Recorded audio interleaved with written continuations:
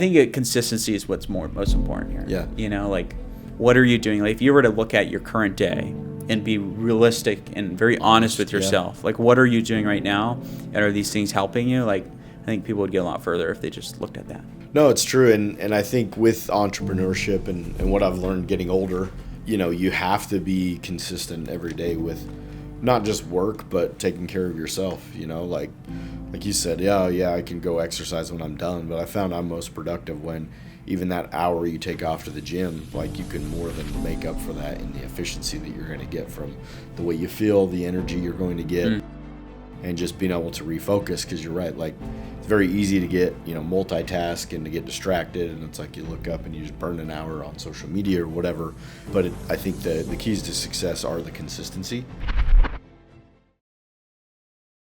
Welcome everybody to another edition of the Be Bright podcast. Today we're excited with have our guest on, Marko Sipila. Excited to just chat a little bit about your journey, what you're doing now, and all the good stuff going on. So if you don't mind just giving a quick intro about yourself and your companies, so that people have like a baseline understanding. Yeah, absolutely. Well, thank you so much for inviting me onto your podcast here. Obviously knowing you for some time. Yeah. My name is Marko. I'm based in Phoenix, Arizona, Scottsdale, same thing. Heck yeah. I've been running a marketing company for the last 6 years or so. Yeah. And so super blessed to be on here. Yeah, for sure. And obviously we have a family connection with your brother Andrew working for us. Shout out Sips Nation. Butters Gutters. We'll get him on here when he gets back into town this fall.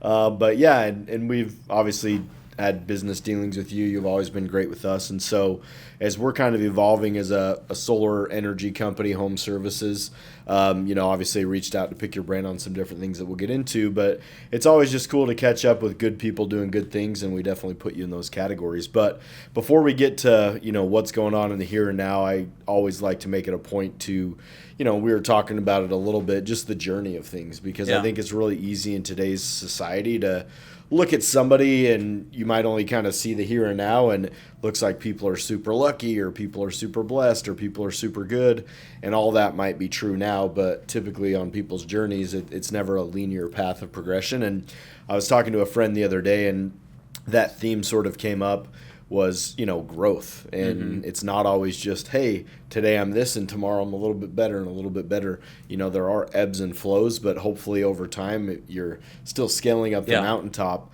And I guess for you, as you look back on your journey from like childhood and stuff, I mean, did you have any formidable experiences that you feel like shaped who you were growing up? And then on the second part, was there a point in time that you can look back on when you felt like, okay, I know that the entrepreneurial life is for me?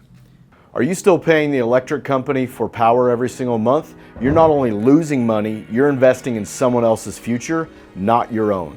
Bright Home Energy has over 400 5-star reviews and over 100 5-star reviews on the BBB. That means real homeowners just like you are already making the switch with quality and peace of mind. We are the preferred solar installer for Solar Edge Technologies in Arizona. Not a title that was given, but a title that was earned through quality, structure, and peace of mind. As a NABCEP certified solar installer and an APS qualified technology installer, your solar installation with Bright Home Energy is not good, it's top tier. So the choice is yours. You can either keep paying your utility company every month, making them rich, or you can make the switch to solar and start investing in your future today. Yeah, no, that's a good question. I really thought about it like that. Just growing up, going to middle school, high school, I didn't want to go to the traditional route. Okay. Like my mom was pushing me medical, you have to do this. Frankly, I'm not very smart. So like when I started, when I finished high school, went to college, my test scores were terrible. Okay. And so like I was like, this is not for me. Like I can't even read a book. Sure. Cover to cover, Right. believe it or not. So, it's okay. I was like trying to figure out there's got to be another way. Yeah. There's got to be another way to be able to make money or build a career. And that's where I started looking at different ways to do that. I had a cousin who was in digital marketing, and I kind of emulated a similar plan to what he did. And I feel like in anything that you do, whether it's solar, you're doing maybe a new sales position, or maybe you start a new company, it always takes 3 to 5 years to Sure. really figure it out. Yeah. And see it all the way throughout. But yeah, so I don't know. I mean, I just never wanted to do the traditional route. Yeah. You know. And I think something that's cool, because I mean, it sounds like, obviously, the little I know about your family background with like siblings and cousins and stuff, it seems like, I mean, what do you feel like, were there any major influences looking back that said, hey, like these certain people, maybe they didn't tell you to start a business, but maybe they had a little bit less of a traditional route that you thought, hey, they're doing it this way, you know, maybe I can too? Is there any people that stand out in that? Yeah, there's regard? people like, you know, shout out Johan, my cousin, like he went to school, but was able to like figure things out after that, Yeah. right? And so like I was able to see like different people in my life that were able to create something, whether it was something they liked or just something they found interesting and was able to make it work. Sure. And, you know, I have to say, like, if you know, like for what I do, I don't, like I like what I do, but it's not like a passion or whatever. Sure. Like I just do it. It's the work I'm in, and we continue grinding. But yeah, there's a few people. I've always, you know, everybody's different though, right? So Yeah. like I never wanted to follow exactly what somebody else did. But if somebody else has been able to make something work, why not? Yeah, and I think that's interesting, the point that you make about, you know, what you do and the love for it. You know, I think when I was in college, I'm a college dropout. As I don't know if you finished or not. I'm a dropout. I'm a statistic. But I remember, you know, I started getting into like self-help books and sales books, and that's where I was introduced to sales. And I remember watching like Steve Jobs and all these videos that say, hey, if you like love what you do, you're never going to work a day in your life, and just follow your passion. And what I've realized is, like, I don't know that every day I wake up and I'm like super duper passionate about solar or you know, roofing or restoration work. Yeah, it's all like the stuff you guys do now. Yeah, it's kind of this romanticized thing of owning a business that I think people feel like they have to just love it every single day. But what I've learned is a lot of times the love and the appreciation can actually come after the commitment and the time and the 100%. energy and the experience has went into it versus like starting day one. And There's you so feel many that's people that, you know, similar? are they always say like, well, I don't know what to do. Like, Right. you know, I'm 23, but you know, people my age, like, I don't know what I want to do. Sure. And, you know, when they say that, it's like, well, you don't need to like look for your passion and then do that. Like, Right. just start doing, and then doors start opening. And once you start doing things, you figure out what you like about it. And for me, I would say like 10-15% of what I do, I really like. Yeah. But the other parts is just, you have to do it. Sure. You know? So there's things that, you know, once you get a little bit bigger, or maybe whatever company you grow, then you can start to do the things you like in the company, and then start to delegate the other stuff. So like for me, I'm really good at media buying. I'm really good at, you know, crafting messages, writing ads, creating scripts, things like that. Like, that's what I'm good at, and I want to stick to that. Right. So that's like the last thing I want to delegate. Sure. Everything else, the sales, the actual operation, like all that stuff, I want to get off my plate. Yeah, and I think it takes a lot of self-awareness on your part to actually identify those things, because, you know, two parts stand out to me. Is number one is the action part. Like I was chatting with Matt, one of my partners today, we were just reminiscing a little bit back on when we started, and it was like literally we sat down at a restaurant, wrote it out on a piece of paper for him and his wife, and he's just like, you sure this is legit? I'm like, yeah. I mean, it's been my experience. And he's like, well, if you're lying to me, I'll kill you. And I'm like, well, I'm not. And he's like, all right, let's do it, you know? And then it's like you go figure it out. And there's no way we could have even imagined, like, it's almost like the good times were more or were better than we could have imagined, and some of the tough times were worse than we could have even conceived. But like, super happy that we did it. And I think you're right. A lot of people get stuck in the ideology of things of like, oh, I'll see this big like light flashing before me and I'll know that that's my path, when it's like, actually sometimes you just got to get on the trail, start hiking the trail, and then you'll see that leads to other paths. It's very rarely like, hey, go down this path and it's going to be this groomed perfect thing.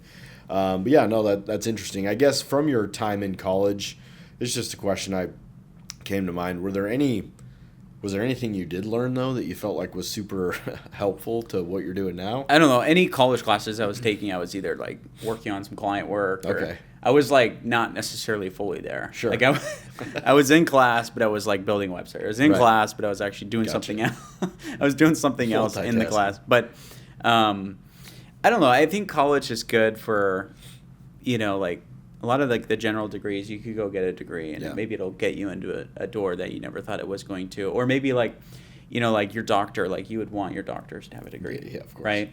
But like for entrepreneurship or marketing or business or even the stuff you're doing, like you don't necessarily need college.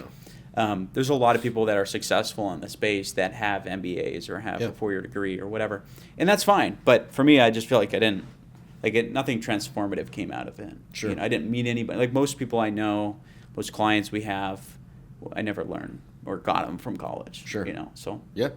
No, that's awesome. And it is proof that I know it's a crazy world right now and things might be, weird. I mean, they're always just in flux, but it still is a testament that like the opportunities out there, and we do live in a country that there's available opportunities. Yeah. No matter who you are, where you're from, what your background is, what you're passionate about. I mean, there's people playing video games making bajillions of dollars. Like Mr. Beast on YouTube. Like, dude, is just like you could do filming whatever crap. nowadays. Like I was, just walking through your shop here. Like, there's so many things that you can do. People make carpet and make millions of dollars. Yeah. People make desks. Like it's crazy. Yeah. Honestly, there's no excuse. Yeah. Like, just figure out something and run with it. Yeah, for sure, and that'll lead to more doors. Okay, well, I'd say kind of flipping the script a little bit. So you get into entrepreneurship, right? And it's almost the beauty and the pain of it is like you don't know what you don't know. As you look back, in the several years you've been an entrepreneur and doing that, I mean, do you have any cool or good experiences that you feel like have been formative or sort of shaped that were maybe better than what you could have imagined?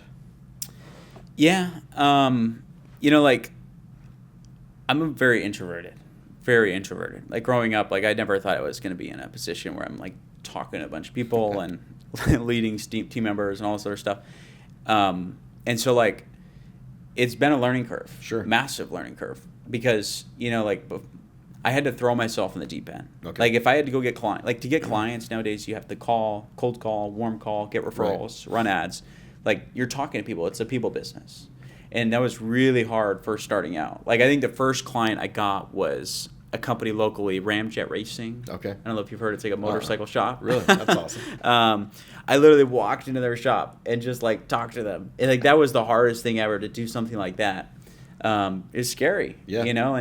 And just to walk in and offer services for free just to get experience. Sure. That's basically what it was. Okay. And that obviously turned into more deals, more clients, more case studies, and then from there, growth. But no, that's awesome. And yeah, obviously, because that's the other thing that as I think about owning businesses, like obviously, and maybe we'll get into your why and what motivates you, but a lot of times it's like, hey, I want the freedom and I want the creative side, and I would also like to ultimately make more money doing this than like working for somebody else, what somebody else is going to pay me. But I think where I've learned throughout the whole experience is just like the growth that comes because every day, we don't walk into work and it's like punch in and out 9 to 5 and I'm like, cool, I have my X amount of tasks. It's like, yeah, I do have those things, but I don't know what 5 to 10 problems we're going to have to solve today. Yeah. That some of them we've solved before, some of them are completely brand new, and some of them we could have never even imagined. And so that sort of skill set that I think you almost just build by second nature is something that can benefit, long term down the road. And with those positive skills, I mean, I guess from that standpoint, going from somebody that was probably like deathly afraid to just like go up and talk to strangers, like what growth do you feel like you've seen from having to like jump in the deep end like you've seen? Yeah, I mean, we went from 0 to 100 clients in 2 years. Wow. So like, and these are reoccurring marketing clients, and then shortly thereafter we launched the software company. So yeah, I mean it's been a journey. Sure. Not every client has got to know us through the same way. Obviously, you get one client, maybe get a referral. We've developed partnerships in our industry, which is in the concrete industry. So we're able to like vertically go to different and get partners to send clients, but it's been a journey as far as marketing the company as well. Yeah. A lot of people don't think, but if you have a marketing company, you have to market your own marketing company. So we've done that. We've gone to trade shows and all of that kind of stuff. But yeah, it's a learning curve. Yeah, for sure. And I guess for you on the flip side of that, are there what's been like maybe a large challenge you've had to overcome in your entrepreneurship journey? Anything that comes to mind that you feel like, hey, that was difficult, but like coming out the other side, I'm, maybe this much better because of it happening? Yeah, business wise, I would say like duplicating the process. Okay. So like when you're small and you have a couple clients, like you're able to take care of everybody. Right. Really, it's easy because Sure. there's just a couple people, right? But when you get more companies, you have to have more team do the quality work that you would do. Same thing for you guys. Like Right. if you're installing 5 solar systems a month versus 100, like there's you need to have economies of scale to where you can have team members start to Yeah. do the quality that you would have done. And so like I think that's the biggest learning curve for us is like doing marketing now for a lot of people or having software for a lot of people. We have to make sure that they get the same experience as if we were smaller. And we're like this compared to where we want to go. Right. And so like it just makes me think like we have to keep moving. We got to Yeah. keep tightening our processes Sure. and creating SOPs and all that stuff to make sure everything is rinse and repeatable. Yeah. And the quality is maintained. Yeah. So No, that's and something that we've worked really hard on.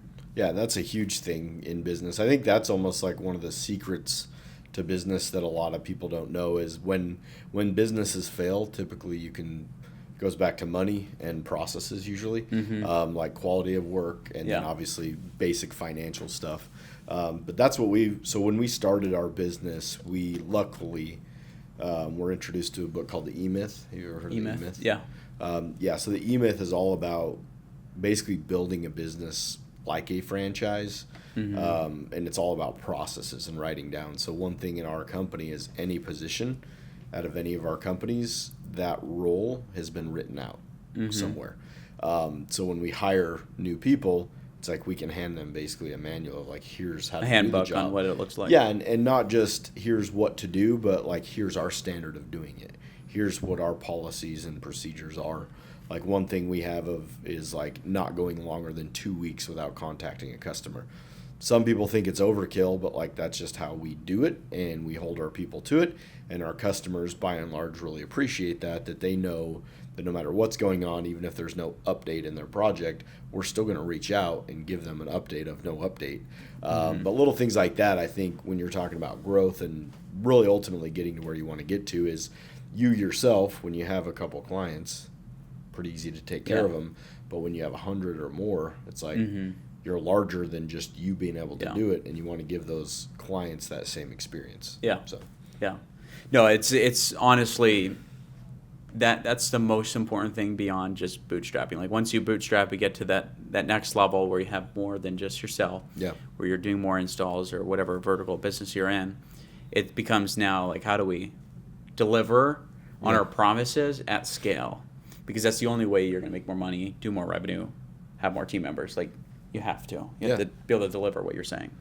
And I guess now shifting into your current businesses, with marketing and the home service space and things like that. I mean, what have you learned from getting into marketing that maybe you didn't know before getting into that industry? Because I will say, just from our experiences, marketing is a pretty polarizing industry. It is. Similar to solar, similar to restoration. It's like you have some really good companies, you have some really shoddy people and companies that just don't fulfill the promises. Like, what do you feel like you've learned from getting in an industry like that, and how do you feel like maybe you've been able to separate yourself from the competition? Yeah. Well, the first thing I would say is, a lot of there's obviously a ton of industries. They're very tight. I mean, you look at the concrete coating industry. Like, there's probably, I don't know, a few thousand. Like, there's sole proprietors. Like, there's probably 100,000 companies or whatever. But like, when you get down to the nitty gritty of like who was an ideal client, there's maybe 10,000 or 15,000 companies across the country, and reputation is everything. Sure. Right. If you're new into the marketplace, people will give you a shot. If you have early success, people will talk about you. You get reviews, testimonials, you market your brand, you amplify it a little bit more. You're going to have success if you do that. But if you burn your reputation and you do clients dirty, I've seen that happen in this industry. Yeah. I've seen it happen in other industries. And people talk. Yep. People talk. And it'll go around. It doesn't mean, this is business. Things happen. Sure. But what do you do when things happen? Right. Do you make it right? Do you take care of the clients? Do you, you know what I'm saying? Yeah. So I think that's a big thing that we've seen, just in the industry we're in. Right. But I think that applies for every industry, even here in Phoenix. Like, if you're a local company, you got bad reviews, people are going to see it. Yeah, I mean, it is 2025. Yeah. People can Google it, ChatGPT. Yeah. It's funny, we've been playing around with ChatGPT does like our company for whatever reason. Really? Yeah, we compare to others, and it's just kind of funny. But Best solar company, do you guys pop up? Best solar company ever, Bright Home Energy. ChatGPT.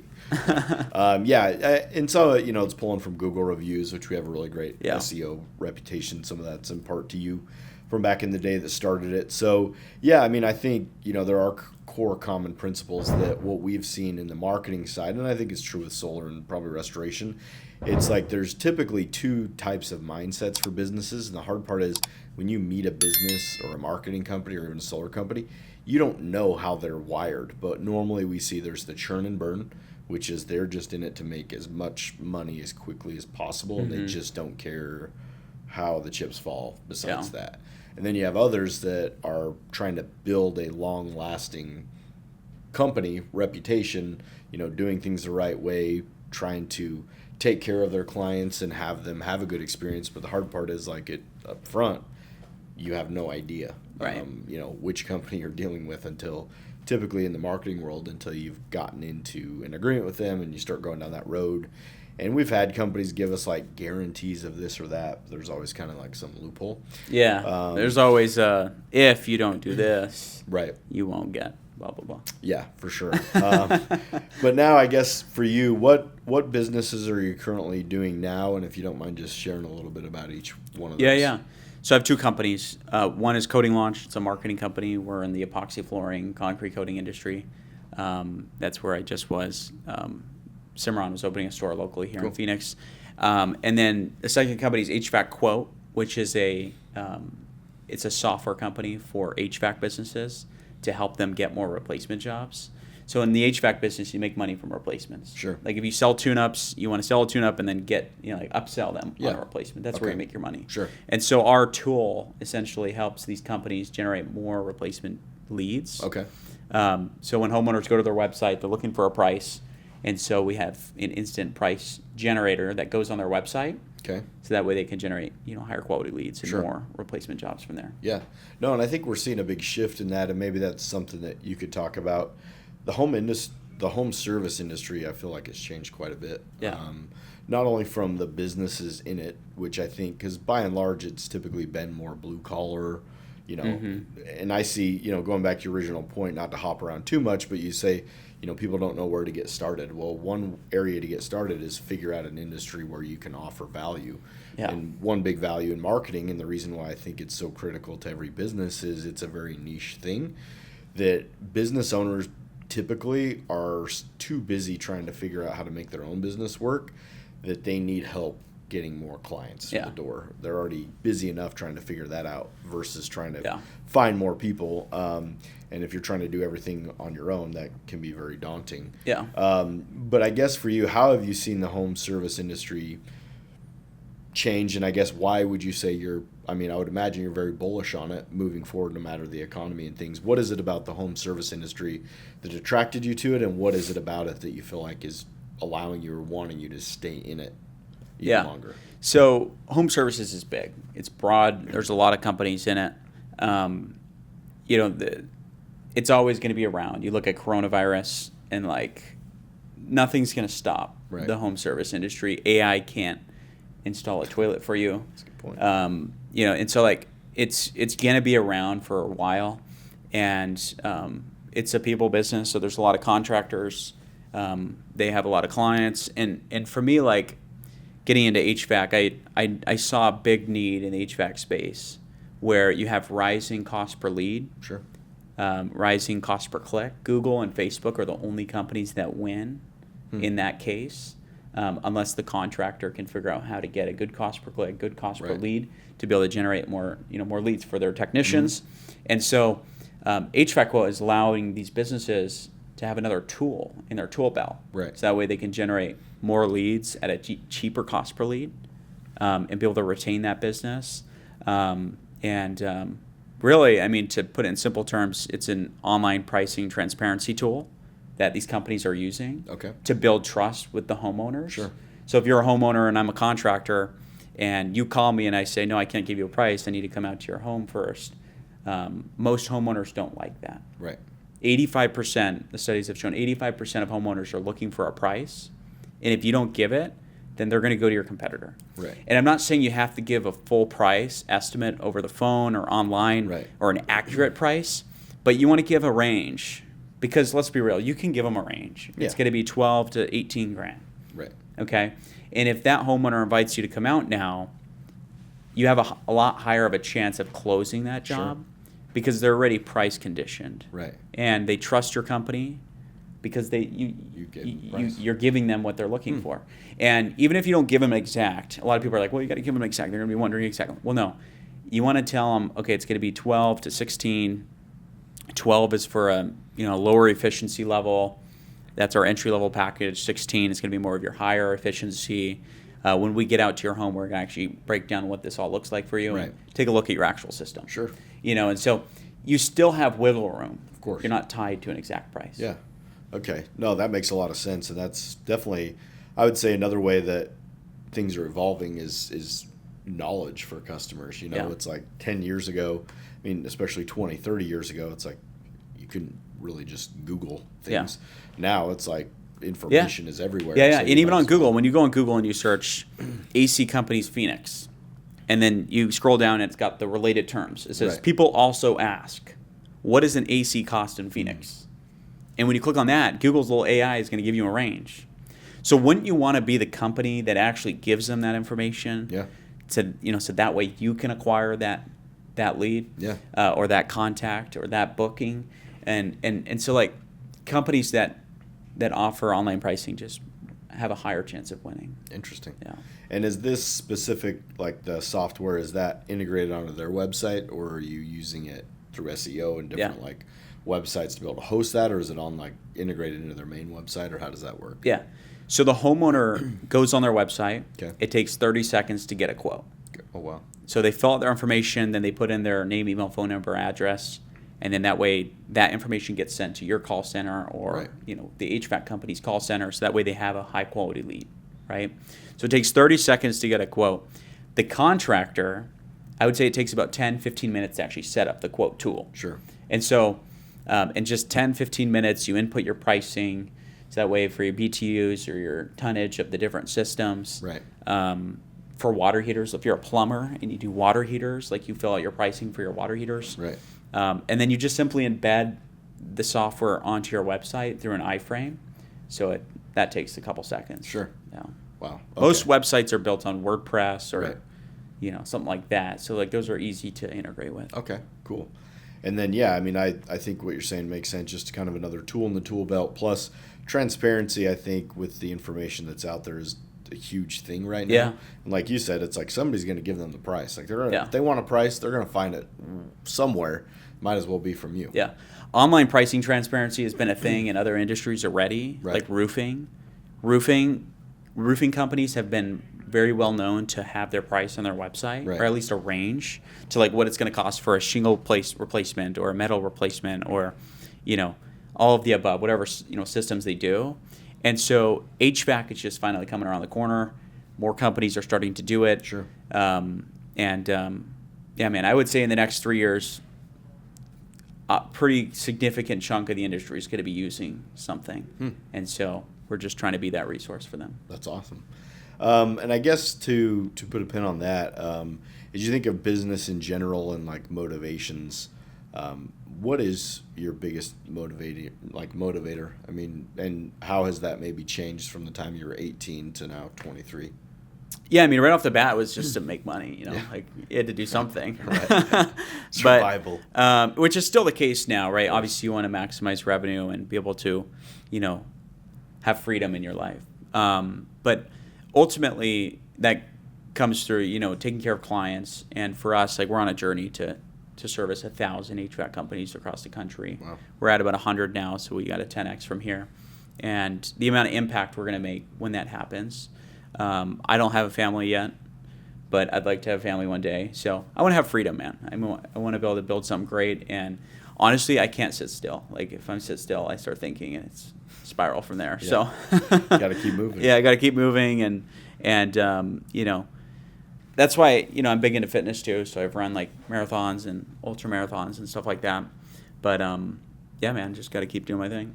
75 hard, right? Yeah. You've done 75? I've done it, yeah. I probably should do it again. What was that like?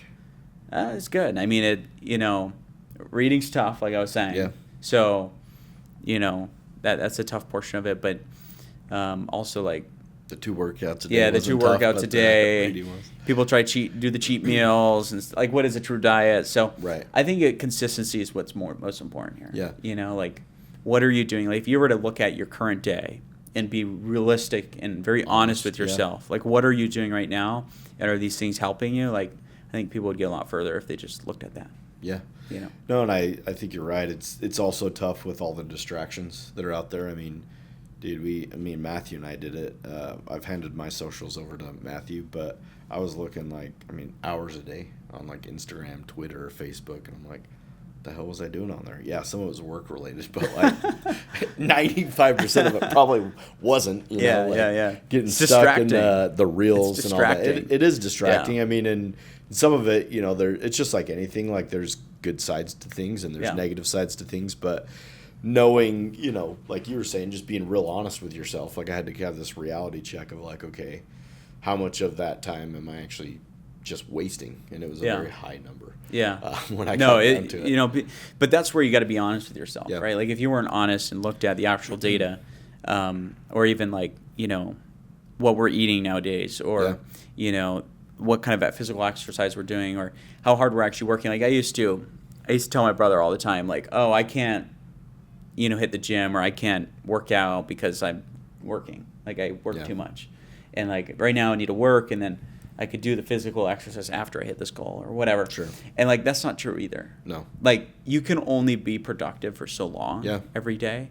When I wake up at 8 and I work till 12 and then go to the gym or go for a run and then I come back, I feel energized. I feel like, and there's another day. Yeah. And I'm able to get way more work done if you do that. So there's a lot of, the other side of it's like you're telling yourself excuses, like I'm constantly doing that too. It's a mind battle. Yeah. But no, it's true. And I think with entrepreneurship and what I've learned getting older, you have to be consistent every day with not just work, but taking care of yourself, like you said, I can go exercise when I'm done, but I found I'm most productive when even that hour you take off to the gym, like you can more than make up for that in the efficiency that you're going to get from the way you feel, the energy you're going to get, and just being able to refocus. Because you're right, like it's very easy to get multitask and to get distracted, and it's like you look up and you just burn an hour on social media or whatever.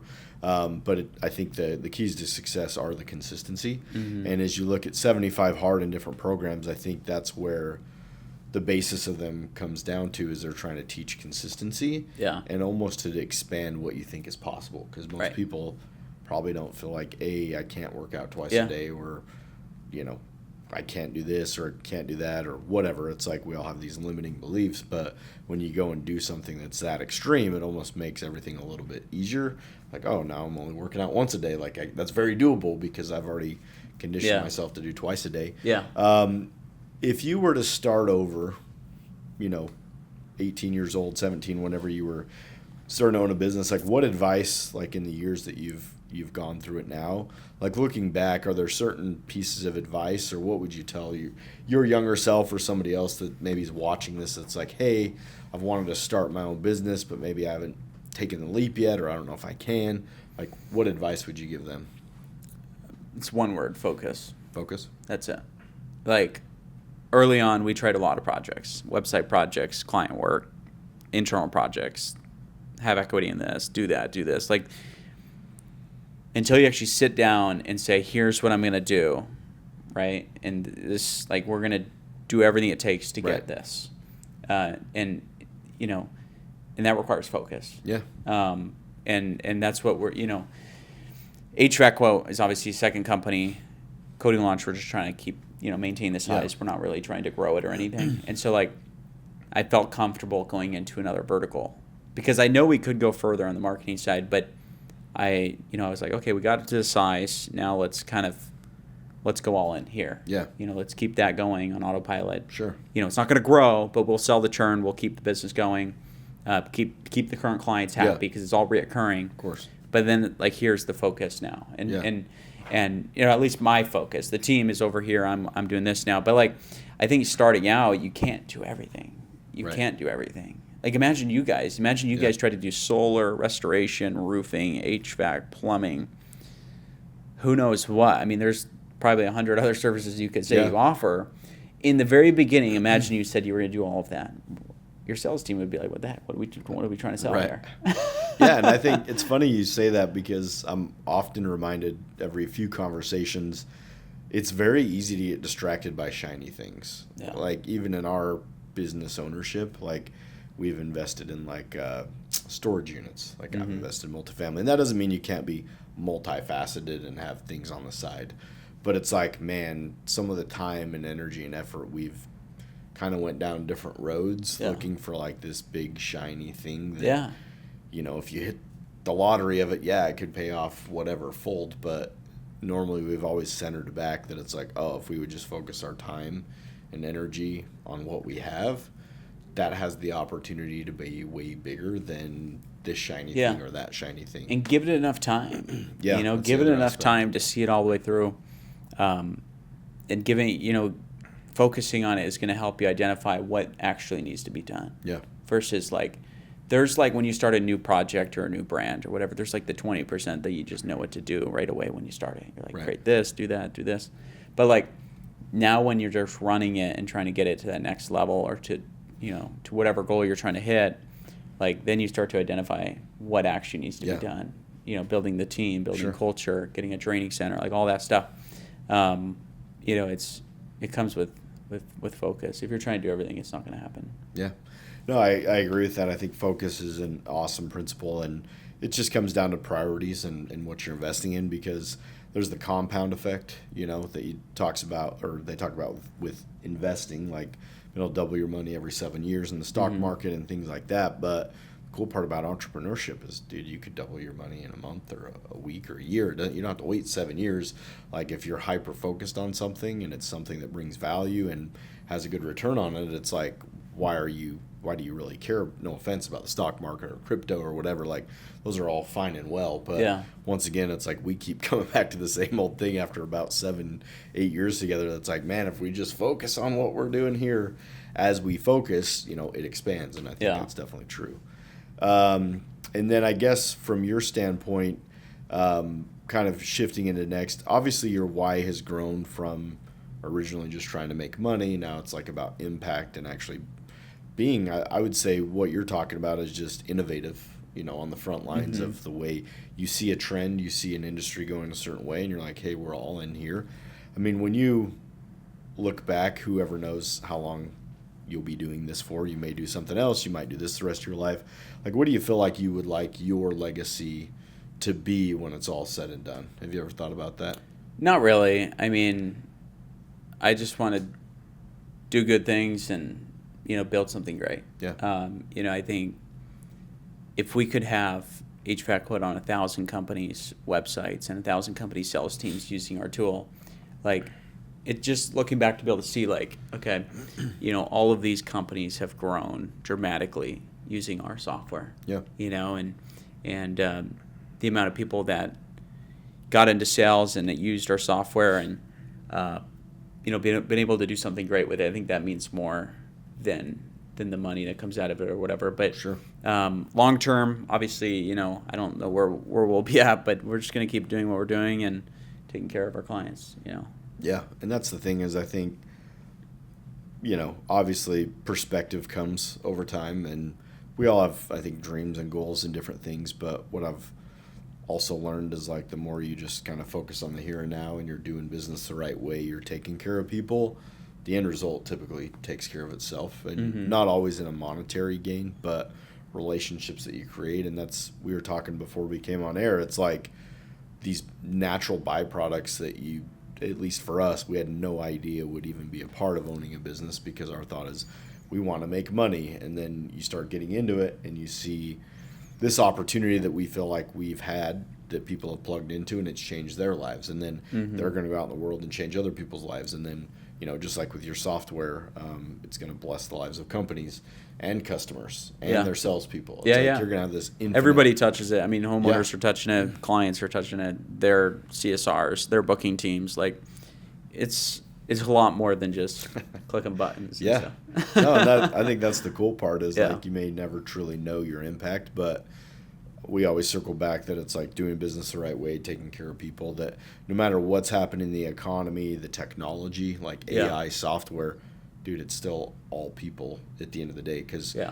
AI might come in and help, but AI is not going to buy residentially an AC unit for It's not. a Yeah. homeowner. Like Yeah. they're going to make that decision, right? Yeah, yeah. Um, Your call centers might be automated, or Right. some of your operations, but as far as the actual doing the work, it's not taking that over They're for not a while. installing the AC At least for a while. Right. Maybe robots down the road. Yeah, maybe if we're all living in some big building all together and it was all automated then. Right. But that's a different world we're talking about. But yeah, so I think the beauty of like the business you guys are in and what we're in is, it's a heavily required industry. You're taking Yep. care of homeowners, you're taking care of people out there that are trying to maximize their efficiency of their home. Yeah. Be able to save more money, like with solar, right? Be able to give them a better life through whatever services you're offering. And so it's a very required space. I don't see it going anywhere. No, that's great. And that's, at the end of the day, it's all about people doing things the right way. It comes around. Well, I appreciate the time that you've come on and chatted about stuff. If you don't mind sharing with people, how can they find you? Like, I don't know, whatever your social handles are, websites, if they're wanting to get a hold of you for, marketing services or to check out what you're doing, how can they get a hold of you? Yeah, I mean, you can take a look at our website. It's hvacquote.ai. So .com wasn't available. We got .ai. Yeah. hvacquote.ai. You can search us online. We'll see you over there. Awesome. Well, yeah, thanks again, Marko. Appreciate having you on. Thank you all for tuning in. Be sure to check out Marko and see all the cool things they're doing at hvacquote.ai. And keep tuning in. Please share, do whatever you want with this episode. But get it out there, get the word out. And we look forward to seeing you on the next episode of the Be Bright podcast.